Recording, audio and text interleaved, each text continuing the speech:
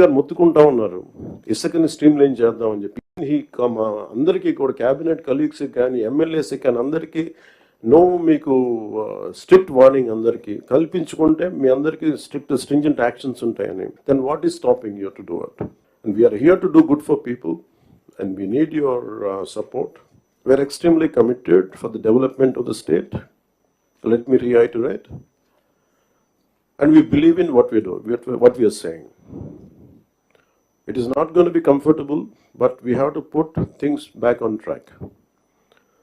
When Delhi ki vellinappudu kuda central leadership kani central bureaucracy kani, there is one thing consistent. They said, your Andhra Pradesh used to be a model state for bureaucracy.